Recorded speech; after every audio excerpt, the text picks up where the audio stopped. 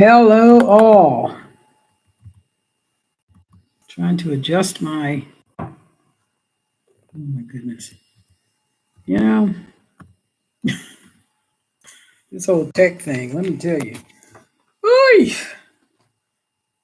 it's a little bit early. Um, so I'll give people a few more minutes. If I look exhausted, it's because, yeah, I'll tell you what's been going on. My goodness gracious me. Um, Hi, Amber. Why does it say you're waiting in the chat room? That's kind of weird. I don't know how to fix that.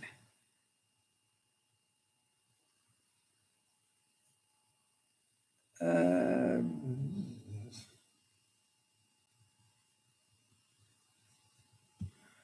I don't know why. I don't. Anyway, I don't know why it says that. That's kind of weird. Let me put something in the chat.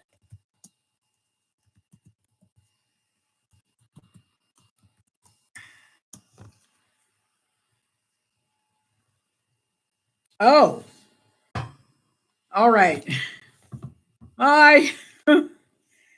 Oh man, I got to tell you guys something. Whew, Lord have mercy.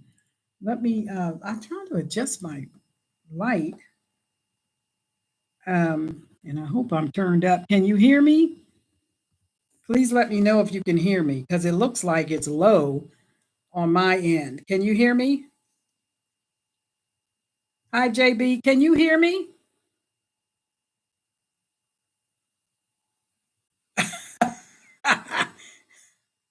Okay, good, good, good.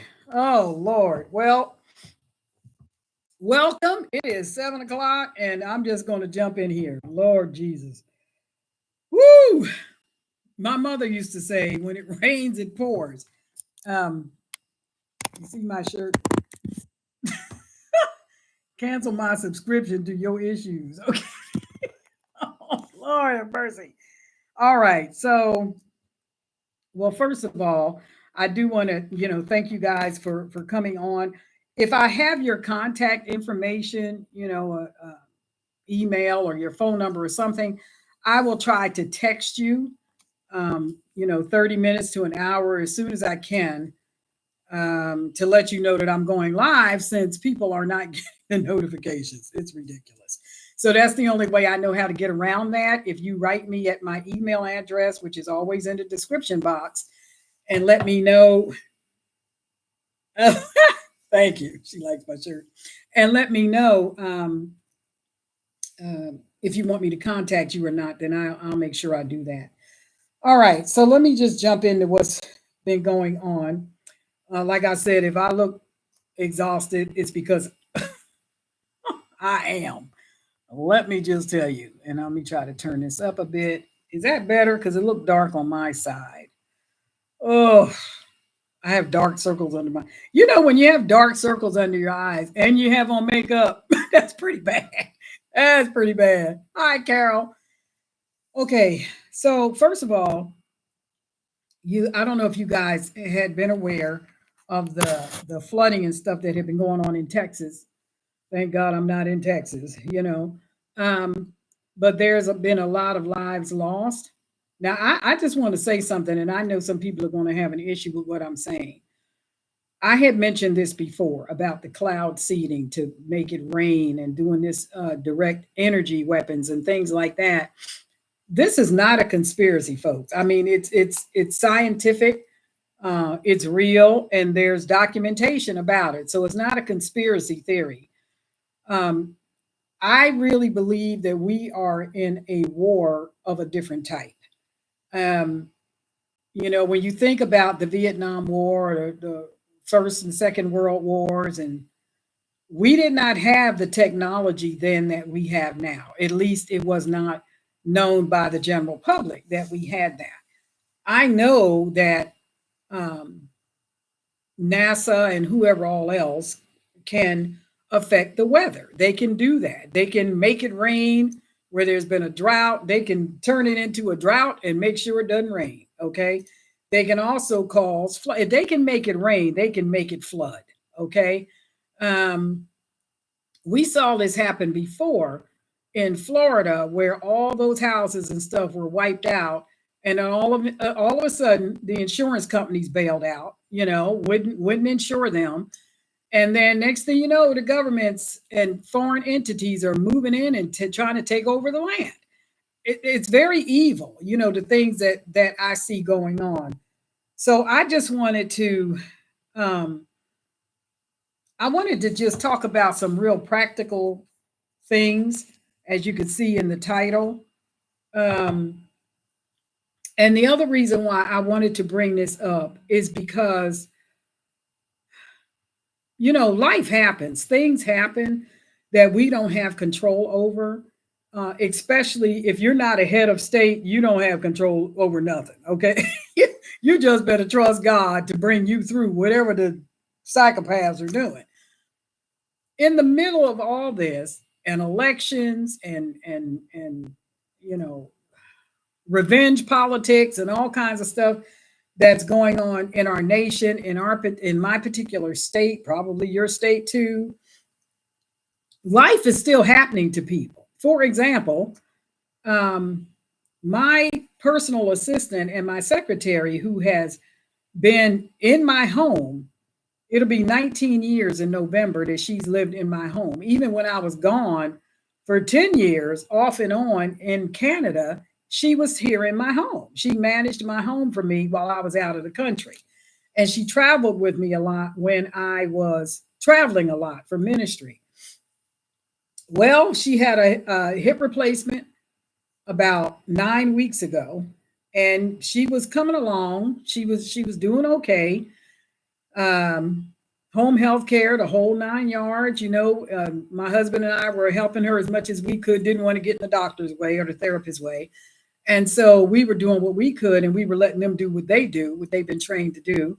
And she was coming along, and she got cleared to go back to work. She went back to work. I think she worked 2 days, which were like 3 days or 4 days apart, because her boss wanted to start her back very slowly. And then one day last week, I came out of my room and she was here in the living room, and she was trying to do squats, and stretches and stuff like that. But she looked strange, and I said, "What are you doing?" And she says, "I'm trying to do some exercise." She says, "But I have a pain that I didn't have before." And I said, "Oh, where?" She said, "Well, here in my hip." She says, "But they told me it would be close to a year before I really healed." And I said, "Well, yeah, they had to cut through your muscle and tendon and all that stuff to get to your hip." And she said, "Yeah." Well, the next day she had a massive stroke. And it just so happened that my husband and I were not an hour away in our RV where I record from sometimes. We just happened to be here, but he was in the backyard. I was just coming out of my room, and I felt not well. And I'm thinking, what's wrong with me? So I walked in the kitchen, and when I got in the kitchen, I felt like I was swooning, like the room was spinning. And that was weird. The last time I experienced something like that was 3 days before I had a heart attack. Okay. And I'm thinking, this isn't good because he's in the backyard. She's in her room. If I fall, nobody's going to hear me. Let me go sit down. So I walked back to the living room and I sat down. I thought, let me just sit here for a minute, try to get my breath, and maybe this will pass. It wasn't a minute, maybe two, that my assistant came out of her bathroom and she was in tears, and she said, "Is everything all right?"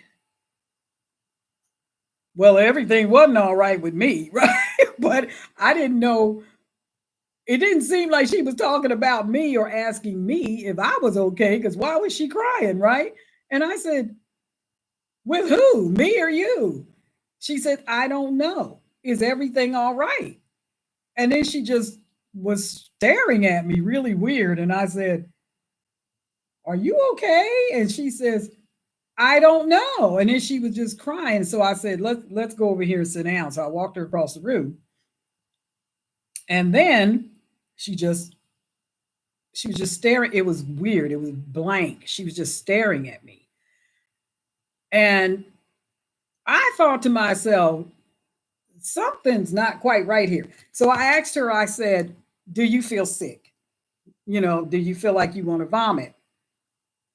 She says, I don't know. And then I said, can you put your hands above your head? And she just stared at me. And I said, put your hands above your head. And at this point, I thought, I think she's having a stroke. I need to record this so that I can show it to a doctor if I got to get her to the hospital. So I turned my phone on, which I didn't know I had to push the button twice before it would record. But anyway, I asked her to put her hands above her head. She just said, yes. And I said, can you put your hands above your head? She says, yes. And I said, well, go ahead and put your hands above your head. And she just stared at me. And she says, I don't know what's wrong. And then she started crying again. And I said, I think you're having a stroke. Don't move. Just sit there. So I ran to the backyard with my head spinning and told my husband, I think Helen's having a stroke. And he dropped what he was doing, ran back in, and he went over. He did the same thing. He says, put your hands over your head. She couldn't do it. But here's the weird thing. Her face wasn't drooping. You hear these different symptoms of people, of a stroke victim that's having these different symptoms, So she did not, her face wasn't unequal. It wasn't that, but it was weird. It was like she couldn't comprehend what I was saying, or she couldn't follow simple commands. Put your hand over your head, or can you touch your nose with your face? She couldn't do anything. And so we told her, just sit there. So I ran and threw on some clothes, and he grabbed the car keys. We got to the hospital, and let me tell you something. There's something to be said about living about 4 blocks from a hospital. We was moving. Got her to the hospital, and I said, she's having a stroke. And they took her immediately and did a CAT scan, and sure enough, she was having a stroke. So listen, I think somebody asked me this. I don't know for sure, but I think something happened in her hip, in that incision inside, deep inside, because she did say that the pain, this was the day before, she said the pain was deep inside. And I think she threw a clot. That's what I think happened. I think maybe one of those internal stitches came loose or what, I don't know. But yeah, she had a massive stroke. So we just got back from the hospital. Matter of fact, and here's the crazy part. They knew she was having a stroke. They were asking me all these questions. When was the last time you spoke to her? And I said, well, today. Well, when was the last time you had a coherent conversation with her? Yesterday. So herein lies the problem. When you're dealing with strokes, you're dealing with seconds. It's not like, a broken leg or something and you got time to get to the hospital. With a stroke, it cuts off the blood supply and the oxygen from the brain. So immediately the brain starts to die. Well, we have a medevac here, but the weather in the other city where they was going to have to take her, because they did not have the expertise to do what she needed done. They could get a CAT scan done, but then they would have to life flight her out to another hospital an hour and a half away. Well, they let us know they can't life flight her because the weather is bad, and they don't fly when the weather was supposed to be. It was fine. Excuse me, it was fine here, but they were saying that it was raining where the hospital is. And I'm thinking, oh my God. So they got an ambulance ready. And meanwhile, we're running back here. We've got animals we have to take care of. We're trying to get the animals, pinned up for the next 2 or 3 days because we didn't know how long we were going to be in the city. We just know we can't leave them more than 2 or 3 days, without somebody looking after them. And there was no time for that. So we just came back here. My husband was trying to make sure that the chickens had everything that they needed to last them 2 or 3 days. Big old water things and a whole bunch of food and all this. And meanwhile, I was packing us some bags and trying to throw together a bag for her, toothbrush, toothpaste, all this kind of stuff. And then we got to get on the road and get out of here. So when we were able to text her sister and let her know, so she met us there at the hospital when we finally got there, and they had to take her in for surgery like immediately. And here's the thing, talking about modern technology. Now, I got my problems with doctors, I can tell you, because to me, if they're still practicing medieval medicine, I don't have a lot of trust in them. But I can tell you this, from what I could tell, they took very good care of her very quickly. And they told us that she would probably have to be in, what do you call it? Physical therapy and speech therapy for 2 to 3 weeks, intensive therapy. I'm thinking, oh God, this is not good. So they had to do surgery. The surgery that they did was like an angiogram. But here's the weird thing. I had an angiogram. Makes you feel like you're having a heart attack. But anyway, I had an angiogram, and it's like they put a tiny little balloon or something on the end of this line, wire, that goes through your artery all the way up to where it needs to go to open up the artery so that the blood can flow. But this is in her brain, right? This is brain damage. She has, so I don't know how they did it, but let me tell you what they told me they did. They went in through her groin, went all the way up, shot this dye into her to see where the blockage was, and they could see where it was. And they used a vacuum. Do you hear me? Now, how small does a vacuum have to be to go into this tiny little artery in the brain? They used a vacuum and sucked out the blood clot. Now, when she came out of surgery, they told us that surgery is going to take about an hour, and then she'll be like another hour, maybe two, depending on how she does in recovery. So we thought, well, we'll go eat while she's in surgery, and then we'll come back. And anyway, so when we came back, the doctors showed us on a little, like an iPad kind of a thing, the films that they had taken from the CAT scan that they did. And she had, you could see it. You could see it was like a spider. The little veins, it was coming off of a main artery, and then you saw these little spider veins. Well, right here, everything stopped. There was nothing right here. You could see them, but the contrast was where the dye was, and it all stopped right here. So all of these little veins right here is what feeds the speech area, cognition, balance, things like that. And so the stroke happened on her left side, and it affected her right side. So for 2 or 3 days there, she couldn't move her arm. She couldn't see out of her eye, one of her eyes. She couldn't move her leg. And we're like, oh my God. So, of course, I started texting people, hey, we got a situation here, need you to pray. And people started praying, and I really appreciate that, because I was out of my depth. I mean, I'm not a surgeon. I don't know how to do any of that. So anyway, so we made arrangements to stay up there for a few days. But we had to come back here because 2 days were up. We had to come back here and take care of the animals, and then turn around and we're going to go back up there. And we made the reservations and everything to go back up there. And then I got a text message from one of her family members saying they're sending her back.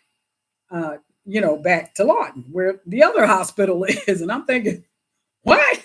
So I guess, for the critical care, they could not do what needed to be done. Like the neurologist and all these people that have to get involved in that kind of thing were up there. So they sent her, and we did do a, what do you call it, a telehealth thing, where I did talk to the doctor on the screen because I told him, she sent me a text message the night before at 12:30 in the morning, and I read it to him, and he says, well, she can't do that now. And no, she couldn't. I mean, it was very coherent. So here's the problem: we didn't know if the stroke happened in the middle of the night when she was sleeping and she woke up and realized something was wrong, or if it happened just a few minutes before she saw me. I don't know. We don't know.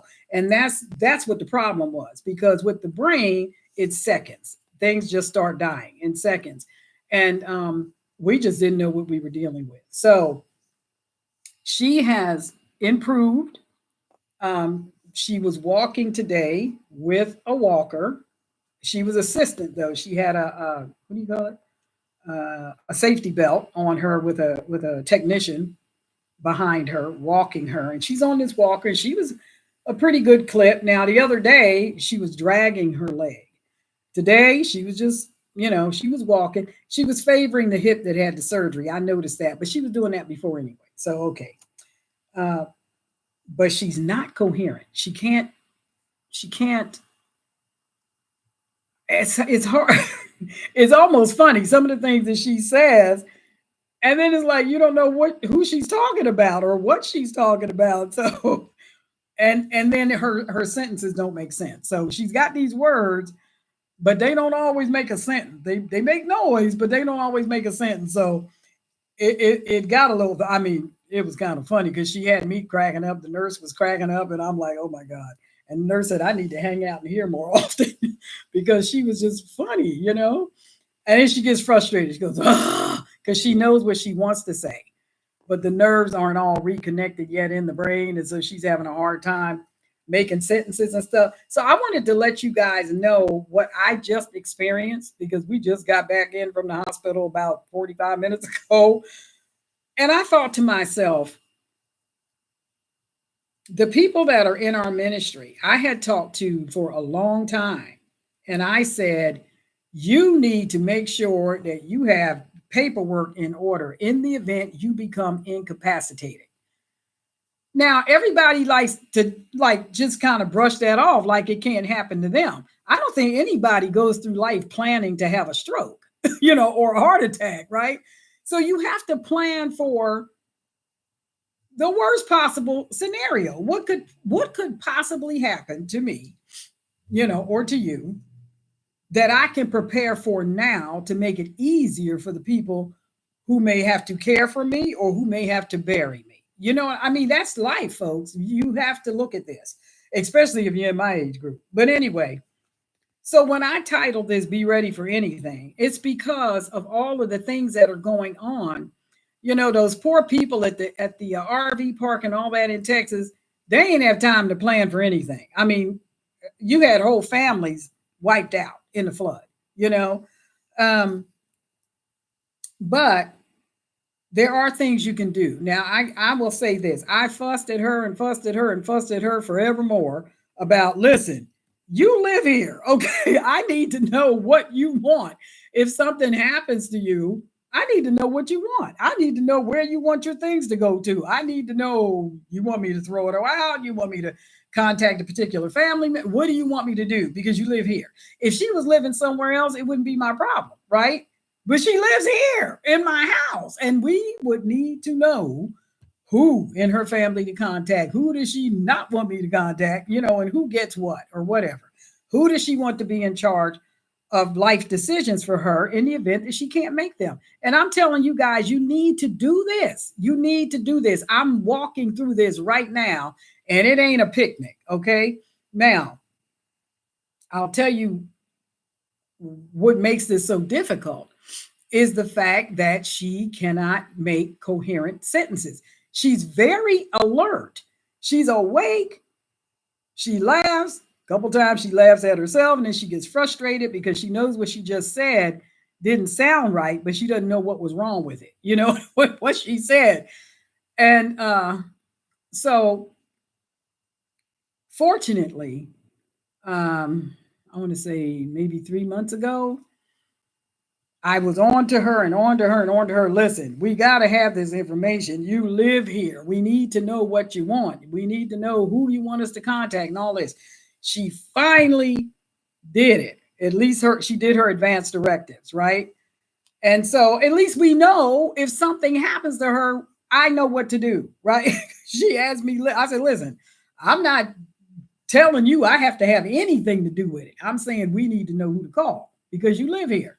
So anyway, she decided she would put me put me down to make decisions. Okay, so she gave me the paper. I didn't really pay it any attention, and I filed it away with our paperwork, right?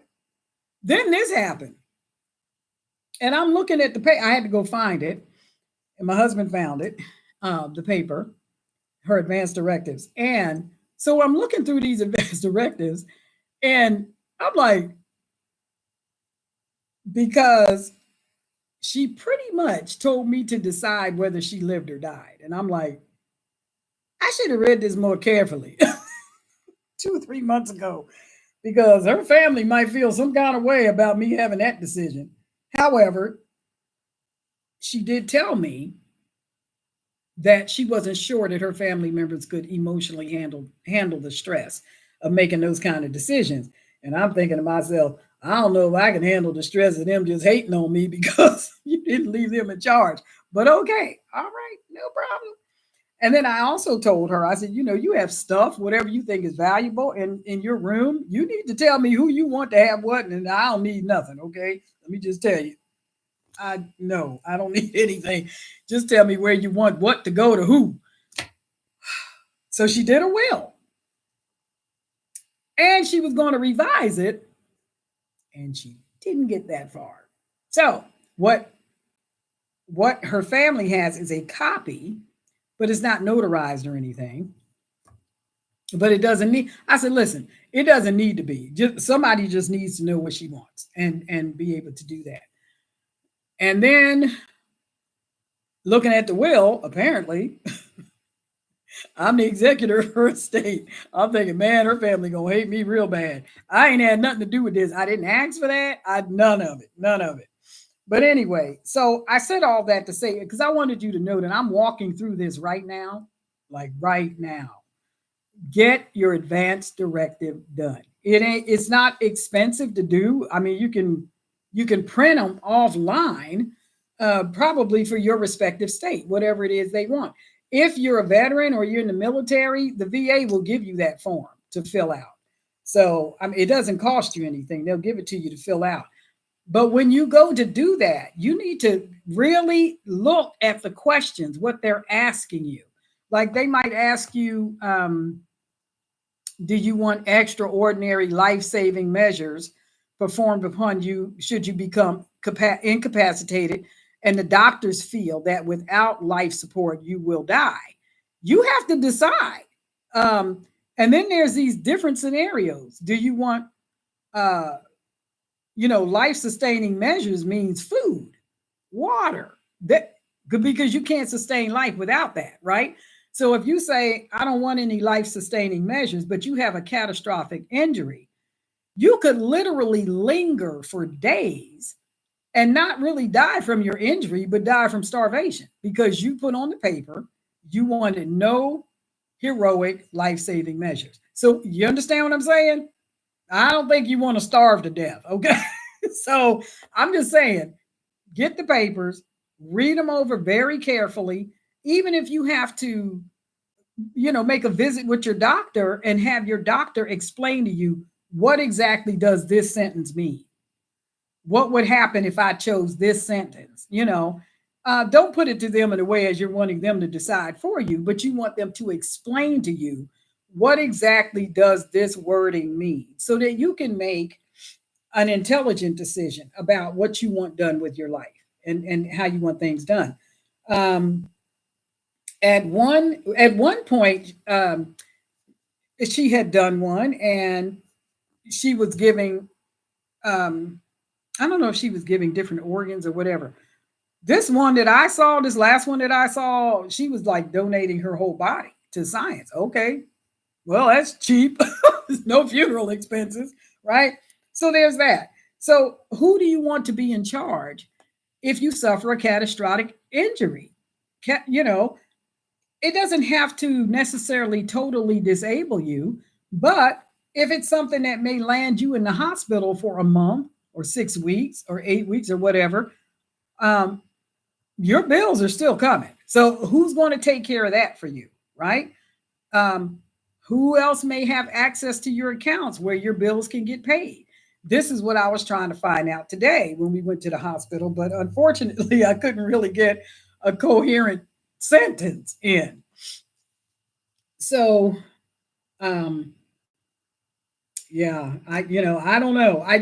What you don't want, what I don't want, is for her to come out of the hospital, come out of all of this physical, emotional trauma, just to be hit with another traumatic situation because she's behind in this or she's behind in that, because she can't work right now, right? She can't pay bills.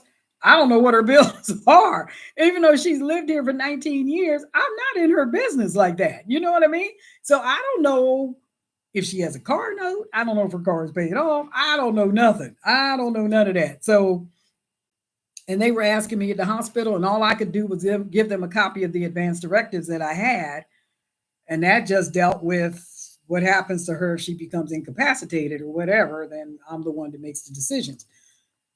So you need to get some paperwork done. Stuff is happening very quickly all around the world to a whole lot of people, and it ain't discriminating. Okay, it's like anybody and everybody. So, who's in charge? What are your wishes? And talk to your family or your closest friends and let them know what you want. But here's the thing, it's not a thing of just talking to them, because people's wires can get crossed and people can lie. It is better that you have it in writing, even if you write it in your own handwriting, date it and get it notarized, right? Because that way you have to show your ID, you have to prove that it was you and that you were sane when you did it, you were in your right mind and all that. And then somebody can take care of your business for you. And if you're dealing with finances, because this is something that they asked me at the hospital, I don't know. I don't have access to her finances. But they told us today that if she keeps improving, then they may release her. They got to get with the neurologist and the surgeon and all these other different ones and compare their notes and all this. And they could release her from the hospital sometime this week. Okay, here's the deal. Here's the deal. She still has to have speech therapy. She still does not have the full use of her right arm. She can't, like, these two fingers don't work. You could tell she has a brain injury because they're curved like this. These fingers work, but these two don't work. Now, that may or may not come back. I don't know. We don't know. So we just have to see how things progress, through the week. But I said all that to say this. She's going to have professional care coming in to take care of her, but they're only coming 3 times a week, right? And so, my husband and I will take care of the rest of it. And of course, her family members, whoever can, I guess, will be coming to help out as much as they can. Her sister, I believe, is a teacher or works at a school or something, and she's on summer break. So that worked out.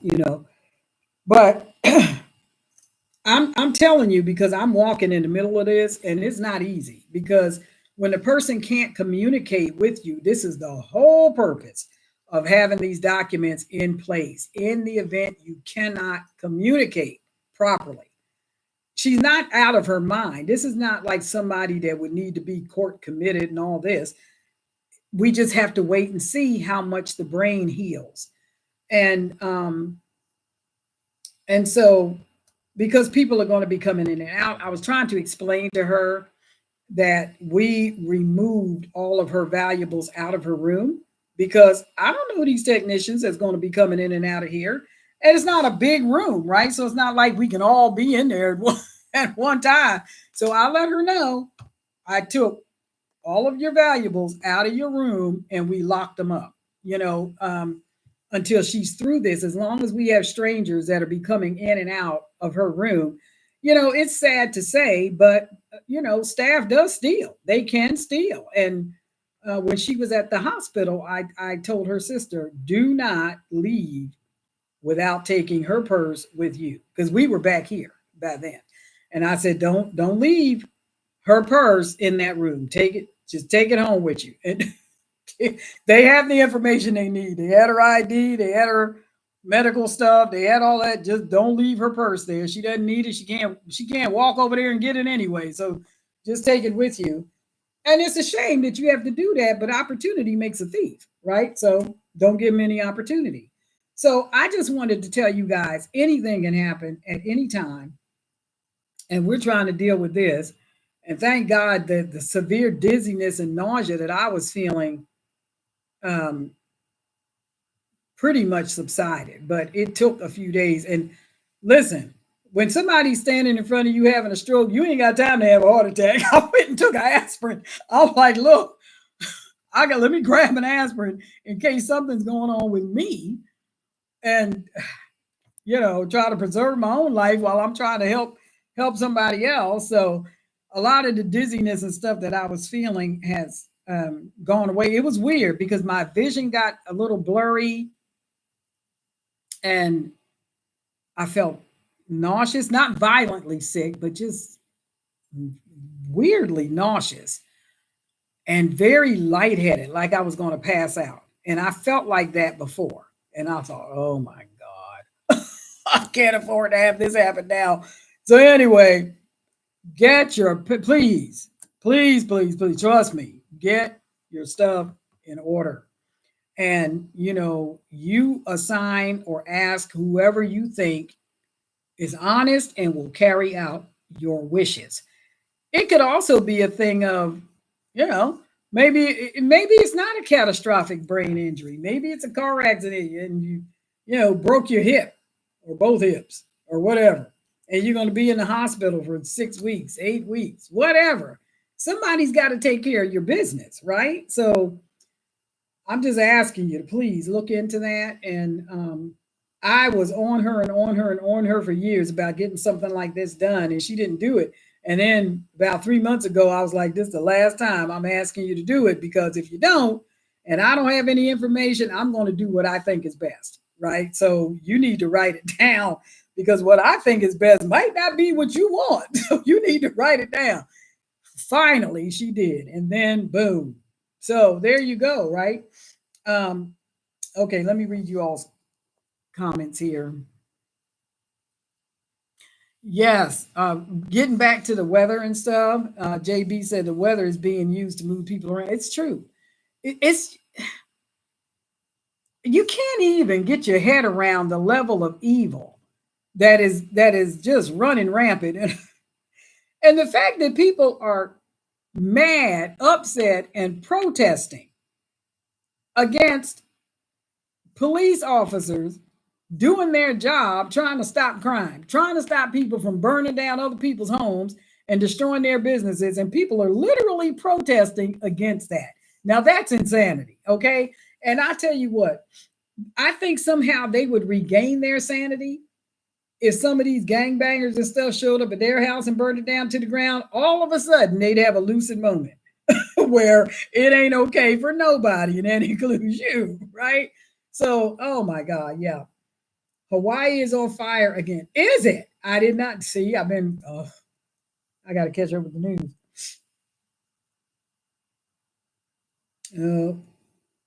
Yeah, y'all keep telling me about these commercials. I don't know what to tell you. Um, we said this isn't juicy stuff. Well, this is concerning. Hi, Beverly. Um,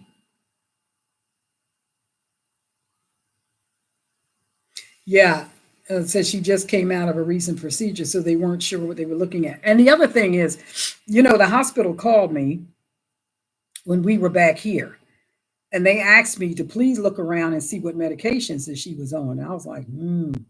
So I had to go in her room. Well, I never go in her room. So I don't know where nothing is, right? Oh no. So I go in her room and it's like, I don't know where to look. All right, so there's a cabinet here. So let me look in here. And I saw a bunch of things, but they weren't prescription medications. They were like supplements, fish oil and stuff like that. And I saw one bottle that was from 2022. And I told them what that medication was. I said, but the date on here is 2022. So I don't know if she's still taking this or not. I don't know. And then I found another bottle and it was from last year. So they called every pharmacy in this city trying to find out what medication she was on, um, and when did she last take it. And apparently she had stopped taking her medications and was probably trying to supplement it with regular supplements and stuff. But anyway, oy, I'll tell you what. Yeah, so they weren't sure. One of the medications that people take, I can't think of what it's called now, but my husband looked it up. And do you know that one of the side effects is blood clot, heart attack, or stroke? Now I ask you, what doctor would prescribe something like that to a patient? That the side effect could kill you. I mean, what? See, this is what. Anyway, don't let me get started on that quackadoodle stuff. But anyway, um,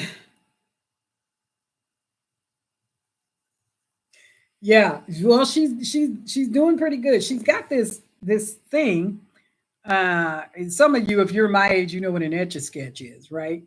Well, it's not an etch a sketch exactly, but when you can do a signature, maybe at the bank or something, and it's on this little machine, and you can use a stylus or you can use your finger or whatever. Well, she's got this pad thing. It's like I don't know. Anyway, so they're trying to get her to write, and they say sometimes when you use the hand that's not injured, your other hand will randomly start doing it. It's you've got something in your brain that mirrors the other side of your body. And so,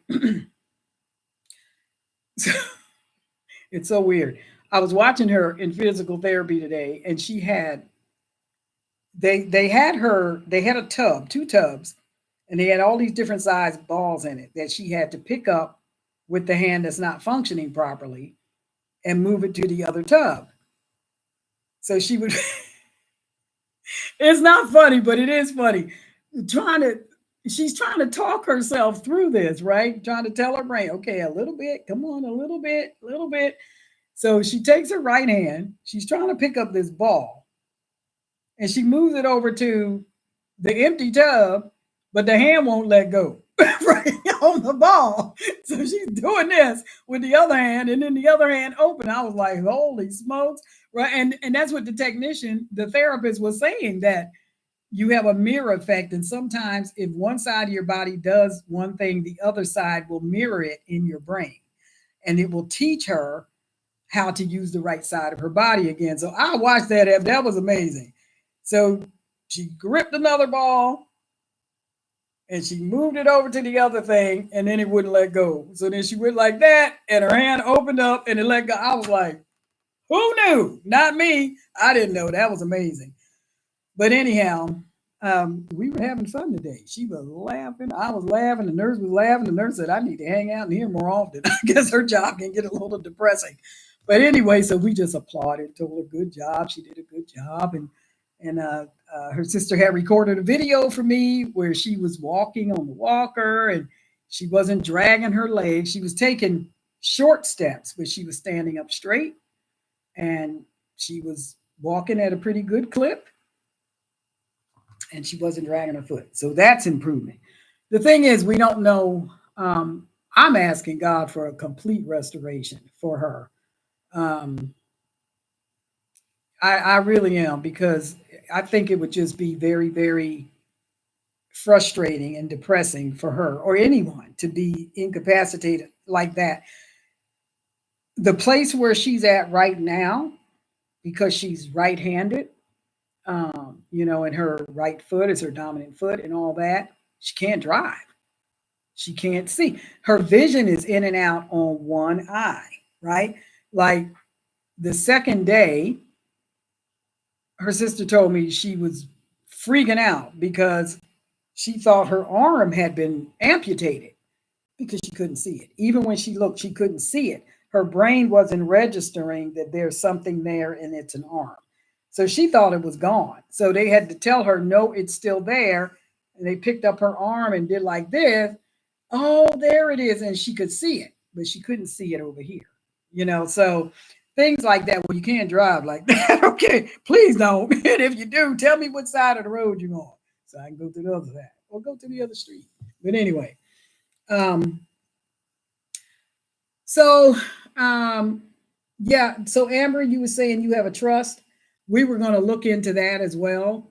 Um, but you guys, please do something because even though she's fully awake, she's able to walk, she cannot communicate, not really, and or she says something that doesn't make sense because the words are just all broken up in her head and they don't come together to make a coherent sentence. And so I think I had to tell her like 3 different times that we moved her valuables out of her room because there were going to be strangers coming in and out, and I'm not going to be in there with them. So I didn't want them rummaging through her stuff and just taking advantage of her, right? So anyway, we secured her stuff, but I had to tell her 3 times. The first time I told her that, and she said something like, "Who?"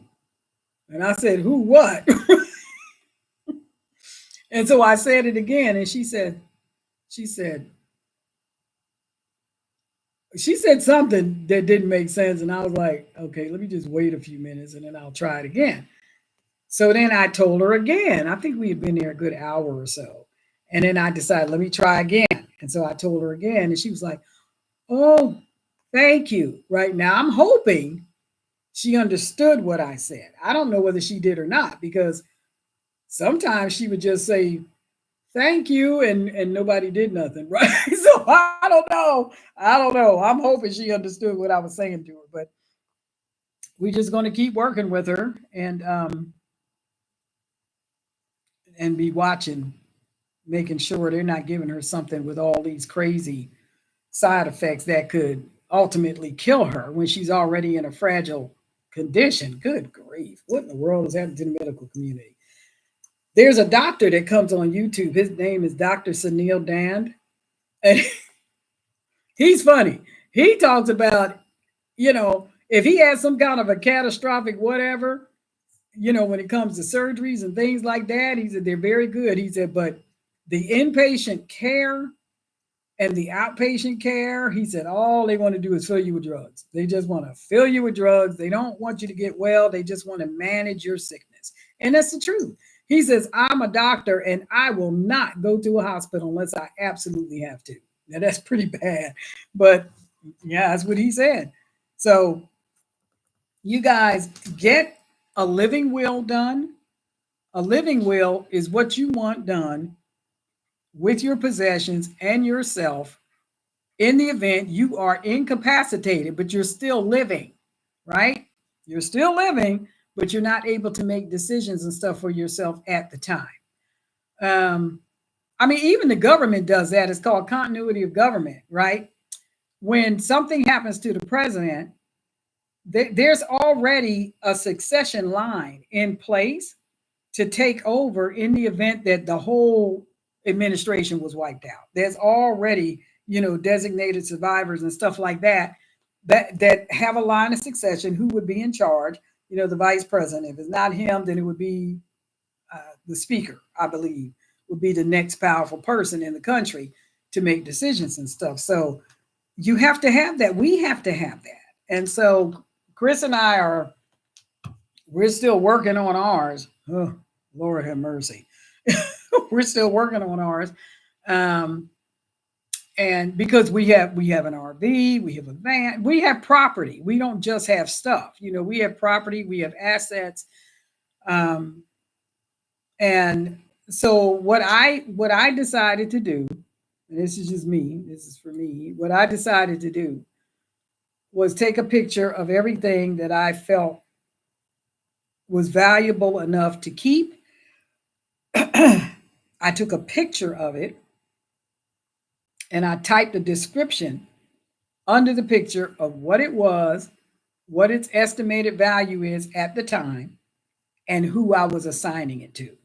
That way, there ain't no problems. I told my kids I'm taking pictures of everything I want to pass on to you guys, and I'm putting the person's name on it who I want. Now, if y'all want to get together and trade later, I don't care. I'm dead. Who cares? But that's how I'm doing it. And what it will do is, people get weird when stuff like this happens and you have all these, assets or whatever. It could be a picture on the wall and somebody will fall out with you over that. So I'm making sure that what I have goes where I want it to go, right? Because it'll be written down. I'm going to have pictures of the item. The person's name's going to be on the item. I've already signed the paperwork saying, yes, this was me. And yes, I was in my right mind when I did it. And I'm going to take it to a print shop, have all the pictures printed out in color. And then I have document protectors and I have a binder that I'm putting that stuff in. And everybody will know where the binder is, right? That way, they can look at it and say, okay, so and so, you get this, so and so, you get this, so and so, you get this. And anything that's not named to anyone, then they can decide among themselves, or they can sell it, or they can give it away, or they can burn it. I don't care, whatever. But I'm trying to do something because this is a very up close and personal thing that we're walking through, that I'm witnessing. When you cannot communicate with a person and you're trying to do what you think they want, but then you have these family members that are looking at you some kind of way, like, I don't want nothing. I got enough. I got enough stuff. And you don't want to interfere with somebody else's family members. And this is why stuff has to be written down. This is why it needs to be written down. Because if you don't do that, then people are crazy. And people do what people do. And whole families will split over something stupid. So please write it down. Take to heart what I'm saying to you, because like I said, I'm walking through this right now and it ain't no picnic. I'm gonna tell you right now, because my biggest concern right now is, does she have any bills due? So today we gathered her mail, took it over there. I don't even know if she could read it. It's like she was looking at it, she was trying to open it with one hand, and she was looking at it. She was like, no, no, no, no, no, no, no. And so me and Chris were like, are you sure? Are you sure? Because I didn't look at it. I just let her, no, no, okay. And she pointed to the trash can. Okay. So we put it in the trash can. Now I'm thinking, ooh, I might have should have looked at that to make sure that she knew what she was looking at. Because if she threw away a bill, I have no way of knowing what it was or who was owed money or whatever. I do not know. I do know that I'm not on her bank account, so I couldn't pay her bills anyway, unless she had well, I couldn't even do it then. I was going to say if she had a checkbook, and I've never seen her write a check. But if she has a checkbook, I can't sign checks in her name. So there's that. Anyway, yeah, you guys get your will together. And your living will, remember, if you get a living will, it stops being effective the day you die. Okay? It's a living will. It's for when you're alive. You need the other type of will or trust, like Amber was saying she has, that people can go by in the event that you die. So my husband and I talked about, where do you want me buried? Or do you want me cremated? Now, I got a whole thing about about it's just me, right? Everybody can do whatever they want to do. I'm thinking, cremation. I'm in Oklahoma. It gets hot here, and that's the closest to hell I ever want to be. So the whole idea of being fried like a chicken wing doesn't really. Yeah, I don't know about that, but he wants to be cremated. Well, that's what they do up there in Canada, right? That's what they do. They do have cemeteries. Most of them people up there is, shake and bake. So that's what he wants. I'm like, okay, I don't necessarily want to do that, but okay. And but then who do your ashes go to when I die? Or somebody got to do something with your remains. So then what? See, in my case, he feels like I should just go out to the National Cemetery because I've served my country. And he says, at least, other family members, everybody will know where to find you if they want to visit your grave, which is true. That's true. So, but I also think that the spouses of service members can be buried with them. I think. I'm not sure. I got to look into that. So I might try to talk him out of being fried like a chicken wing and get buried with me. So anyway, that's all I'm saying about that. So you guys, I'm telling you, yeah, it's it's a lot. It's a lot. So and in between there, I got chickens that have to be cared for, and then I got two different little flocks out there, and they're trying to establish their pecking order. Anyway, so that's going on. I hope you guys are doing okay. Let's see.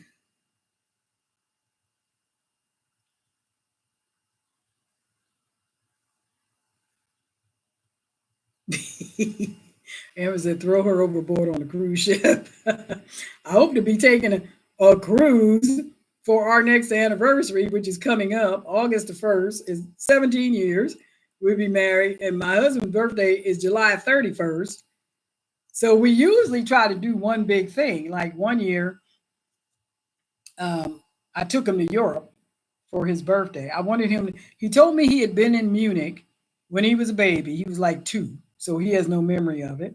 And his mom told me that he fell asleep on his dad's shoulder. So he missed the whole thing.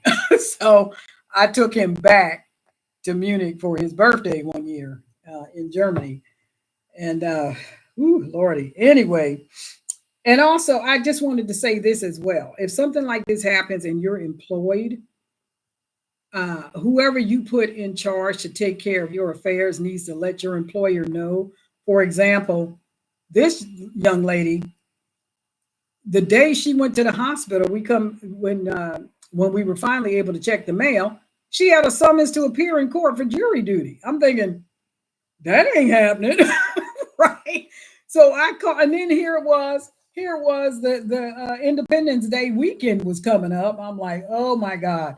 So I'm calling the court, trying to get a hold of somebody to let them know this is not going to happen. Okay. This is like in a couple of weeks and she can't talk. So I just doubt she can serve on your jury. Well, nobody called me back. I called twice. I didn't get a call. Called again. Didn't get a call. I left a message. I thought, you know what? It is what it is. I just made a note of who I left a message with on their recorder. And he did call me back. And the funny thing is, the guy that called me back was the same guy that signed our marriage certificate 17 years ago. I'm like, he's still there. My goodness. So he did call me back, and I told him, I said, you can call up there and verify that she is at that hospital. I don't know whether he called or not. He said, no problem, man. We'll take her off. Because you get in trouble for not showing up for jury duty. Well, who needs that when you already can't talk, you can't see, and you can't walk? So I thought, oh, Lord. But anyway, get in touch have someone get in touch with your employer if you work, and let them know what happened, because you don't want to lose your job. Her boss is a good friend of hers and mine, and a very compassionate woman. And I'm so glad that she understands what is happening. And she took her off the schedule indefinitely. The truth of the matter is, y'all, I don't know if she'll be able to return to work. If she can't communicate properly and you're in public service, that's a problem. I'm just praying that she can get a lot further along in her cognition, because if she doesn't, she is permanently disabled. And that means she will need care all the time. So we're praying that she doesn't. She's still young. She's not even 70 yet. She's going to be, but she's not yet. And she's relatively healthy. But I that's why I think this came from that surgery. I do. Because she had that pain the day before, and then boom, next day, massive stroke. And I'm like, oh my God. So anything can happen at any time to any one of us. And while you're in your right mind, while you're able to take care of it, take care of it, please. Don't leave this kind of stuff on your family or a friend, or God forbid, leave it to the state to make decisions concerning your life, and your possessions. It's not right. So while you can do it, do it. It doesn't have to cost you anything. As a matter of fact, I think most states have it where you can just download a copy off the internet if you go to the state website and just download a copy of a living trust or whatever you want to call it. And uh, and if unless you want to go to an attorney and have them draw up something, other than that, you can do it yourself. Um, you can do it yourself, and probably the most it'll cost you is the notary fee or whatever they charge to make it official. So, uh, so the biggest thing, for me is to walk the line and not get in the way of family stuff, right? If they want to do something or whatever. But it's a little tricky, right? Because she lives here. She doesn't live with her family. She lives here. And I have to be concerned about who's coming and going in and out of my house, because I don't have traffic in and out of my house. You meet me at the restaurant. So I don't let people come in and out of my house. Very few people come in my home. Very few. So there's that. On the other hand, then you may have to deal with negative feelings that a family member can have if they feel like, for whatever reason, they've been cut out of certain processes. Well, that's why it needs to be your decision. And that's why it needs to be on paper. And they can feel however they want to feel. But if their real concern is for you, then that's what you wanted, then that's what you wanted. And they need to respect that. So for me, I don't care what she wanted. I just need to know what it is so that we can make sure it gets done, however she wants it done, or turn it over to whoever she wanted to do it.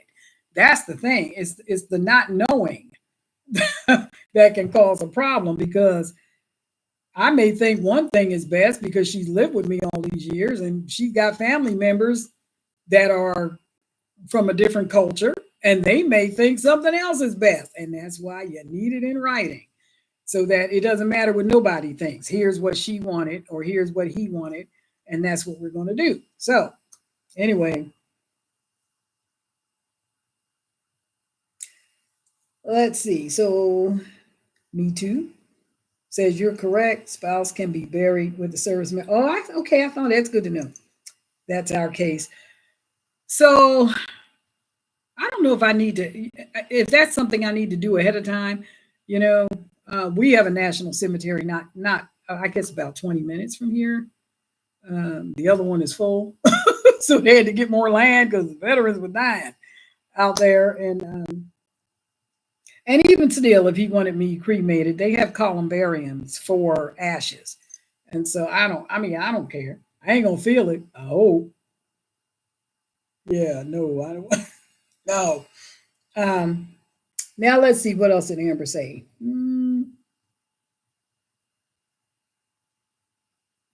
That's true. Yeah.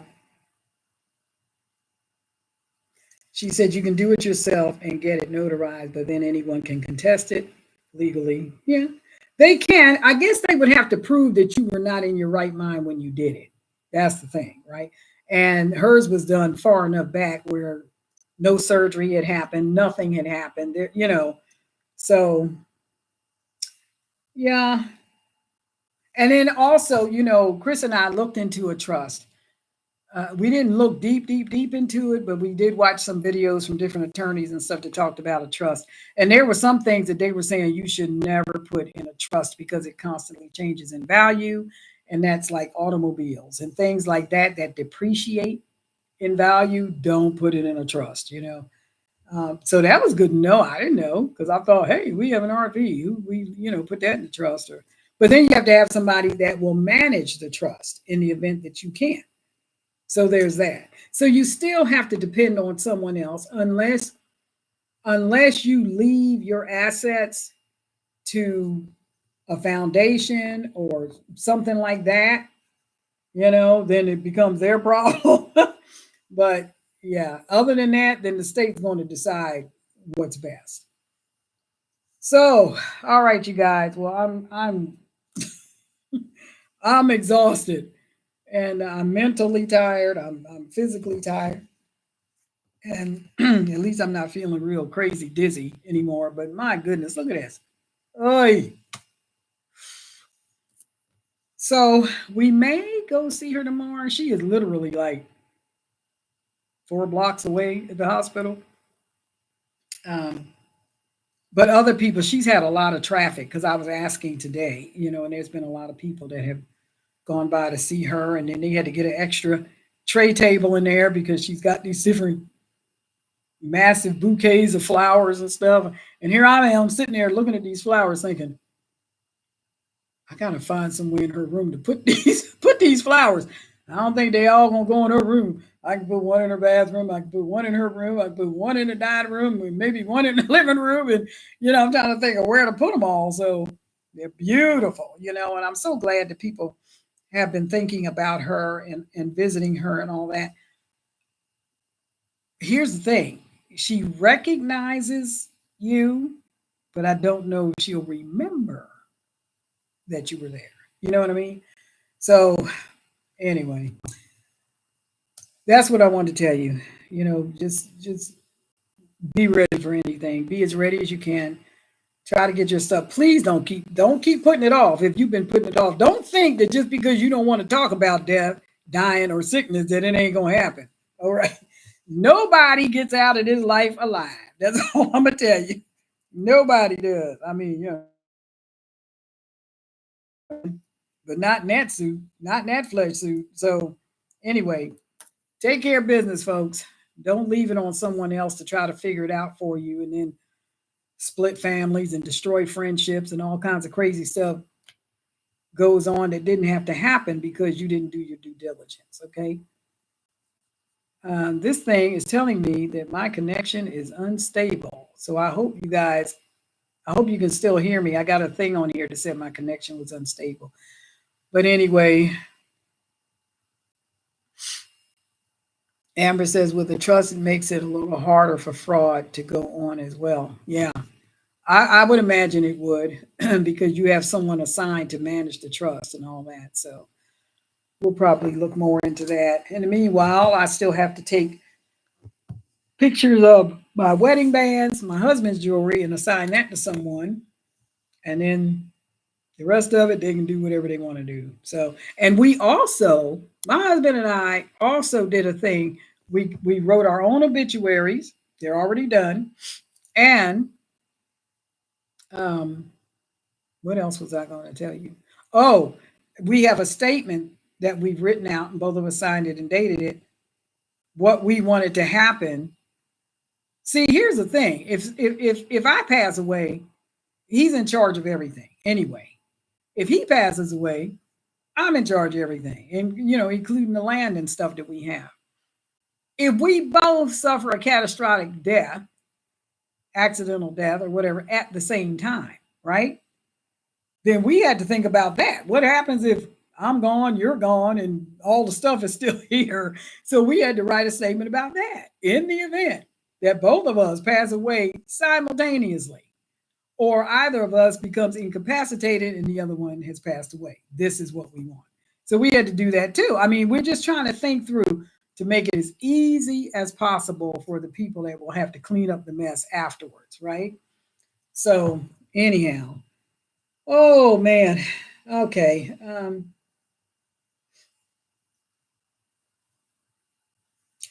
Figure that when I will really find out backstabbers. Oh man, I tell you the things you find out at a funeral. But anyway, all right, you guys. Thanks for hanging out. I'm exhausted, and I have to. My husband and I have to be careful that we're not wearing ourselves. We ain't young. I mean, we ain't old, right? We ain't, well, I would say we ain't creaking and snapping and popping, but we kind of do when we wake up first thing in the morning. But, and then on top of all that, then we talked to my husband's brother yesterday and his mom. If she makes it to November, which I don't think she will be 102.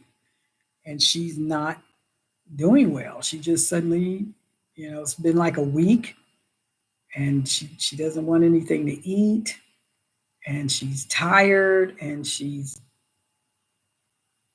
can't really hear, so she's declining, and she's in Canada. So that's going on in the middle of all this. And it's stressful. It's very, very tiring. So anyway, you guys look into your stuff. Look at your stuff. You might say, "Oh, I don't have anything." You'd be surprised. You have something that someone would want to remember you by. So just write it down. I mean, how much time does that take? When you come across something, just say, "Oh yeah, I think I want so and so to have that," and you know, you just write it down, put their name there. Listen, you can always go back and change it if they make you nothing. Take the name off. But anyway, take care of business, y'all. And I hope you guys had a good Independence Day. And I'm back in the saddle when it comes to politics, which is also exhausting. Let me tell you, a story for another day. But anyway, okay, I love you guys. I'm going to go and put my feet up. Meanwhile, my knee is still hurting. So I'm going to go put my feet up, drink some electrolytes because I've been ripping and running like crazy, and maybe try to take in a movie and not think about all this drama and stress that's going on around me. And I will see you guys the next time I come on. I'm so happy that you came. And please pass the video on. It is important that other people understand how important it is to get this kind of paperwork done. So, and of course, the more stuff you have, the longer it's going to take you to do it. So you might as well get started now. Anyway, all right, you guys, I love you. I will see you the next time I come on. Take care. God bless. Stay peaceful. And I'll see you later.